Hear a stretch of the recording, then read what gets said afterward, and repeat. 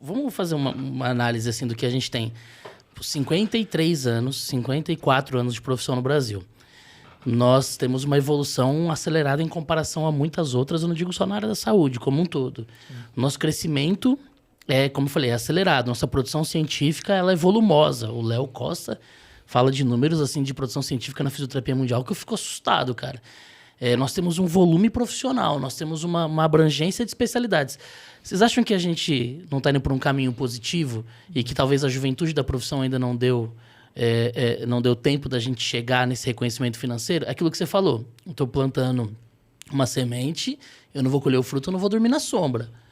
Mas eu acho que a gente está construindo Sem dúvida. Precisam de lapidações? Precisam. Já mas mudou acho que muito, o futuro cara. da fisioterapia é muito bonito. Eu acho que já mudou. E eu digo assim, ó. Hoje, eu vou te dar um exemplo do que aconteceu recentemente por conta de estar na universidade. Uma das coisas que eu cuido pessoalmente na área da saúde são das relações interinstitucionais, seja com o poder público, seja com empresas privadas, para a gente abrir espaço para cenário de prática, para aluno de graduação, pós e depois inserção no mercado de trabalho. Porque, para mim, a minha vida ela sempre foi assim, cara. Objetivo, assim, ó. Eu estou fazendo isso para quê? Eu nunca saio da minha casa para fazer alguma coisa sem objetivo nenhum. Isso não existe para mim, porque isso é perda de tempo. Então, e eu entendo que, assim, um dos pecados da universidade no Brasil é que a universidade no Brasil ela é muito descolada da realidade do mercado de trabalho. Então, eu sou professor há 200 anos, cara. Assim, eu sei como é que as coisas funcionam. Eu frequento sala de professor todo dia, vejo sala de aula todo dia. Eu dei aula há muitos anos todo dia. A gente fala do que a gente gosta de falar. Vocês tiveram aula também com um monte de gente, chegava lá, aquilo que era tema do mestrado, doutorado do cara, o cara usava 6 semanas, sendo que no programa ali estava previsto 30 minutos. Porque é assim, cara, isso dificilmente vai mudar a curto prazo, tá? Mas, onde eu quero chegar com isso? Eu entendo que um dos principais aspectos de eu ser alguém da área da educação, na área da saúde, é formar cara bom para assistência. Porque o nosso país ainda carece de gente boa na assistência. Então eu preciso ter cenários de prática muito interessantes e volumosos para que o meu aluno aprenda a realidade daquilo que ele veio fazer. E aí ele vai ser inserido ali. Tá? O que eu já vejo hoje, Guto? Por exemplo, essa semana agora eu estive fazendo uma visita ao Hospital do Servidor Público Municipal. E estava lá com o coordenador da fisioterapia, a gente andou. Uma das frases que ele falou que me chama muita atenção, olha, a pandemia, vamos tirar tudo de negativo que ela teve, né?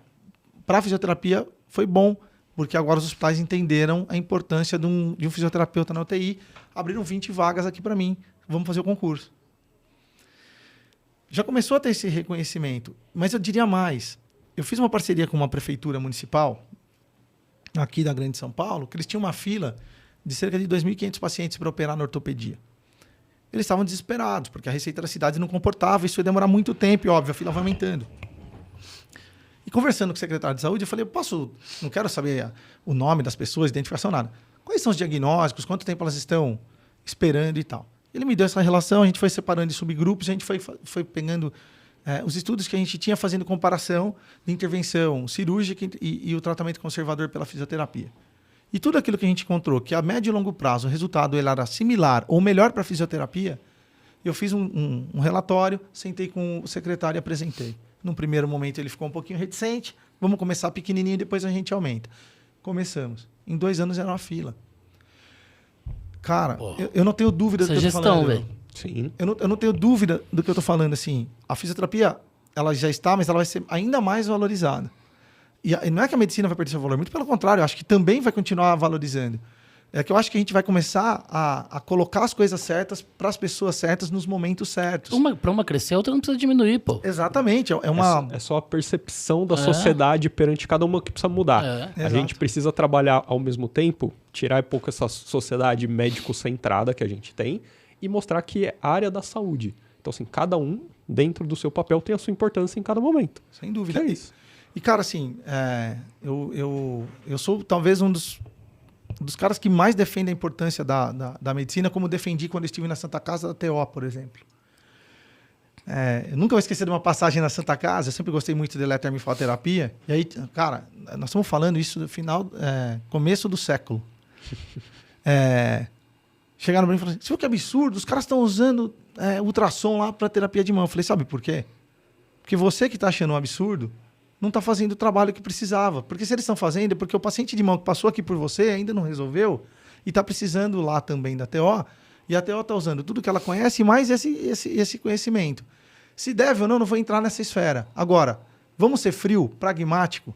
Qual o risco que esse recurso traz para o paciente? E é engraçado, Entende? cara. Então, assim... Quando você fala isso, vem sempre uma discussão que sempre surge, que é a ferramenta. As pessoas estão muito preocupadas com a ferramenta. Exato. Imagina, se só o marceneiro pudesse usar um martelo. Que loucura que ia ser, O velho. Emerson Fachin falou sobre a fisioterapia instrumental, que fez parte da construção histórica, e tem gente que tá presa nisso ainda, cara. Então, hoje, você pega...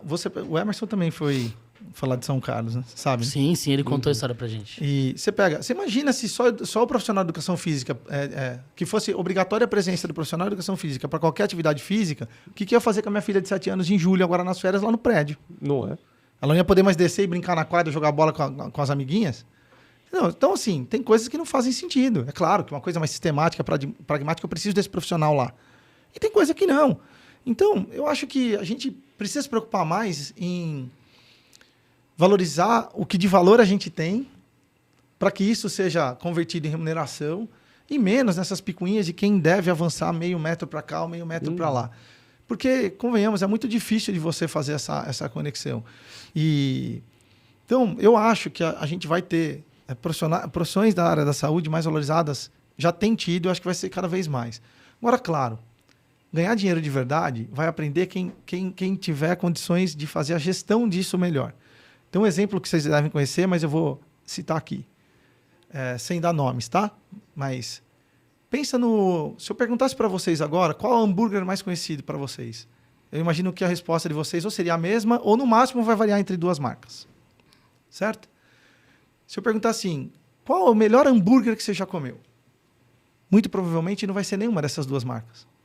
Eu posso falar aqui, mas Né? tinha que patrocinar nós, hein? O pessoal de Santo André aí, viu? Então não tem essa relação direta da qualidade com a receita. As pessoas não conseguem ver isso. E aí eu vou voltar lá na minha fala, porque eu sei que um monte de gente já deve ter me xingado agora nos comentários, quando eu falei... Porque também tem um detalhe, né? Aquelas coisas que a gente vê da ciência. O Léo posta muito, né? Alguns memes de dor lombar crônica. Aí tem duas lojinhas ali. Uma, mudança de comportamento, conhecimento, mudança do hábito de vida, não sei o quê, zero de fila. Remedinho, massagem, não sei o que lá, 1 bilhão de pessoas na fila. Ninguém vai resolver problema com mentirinha, cara. A verdade é essa. Então, assim, se a gente quiser, de fato, ter resultado, a gente vai ter que encarar a realidade. A realidade não é aquilo que deveria ser, ela é o que é. Eu vou ter que aprender a lidar com isso. E aí é duro, cara, porque não tem como você dar notícia ruim de forma legal. A notícia ruim é que você vai ter que encarar que a vida é injusta e que você vai ter que aprender a jogar esse jogo. O que não significa ser antiético, imoral, nada disso. É só aprender a jogar a regra do jogo de forma correta e você vai melhorar seus resultados financeiros.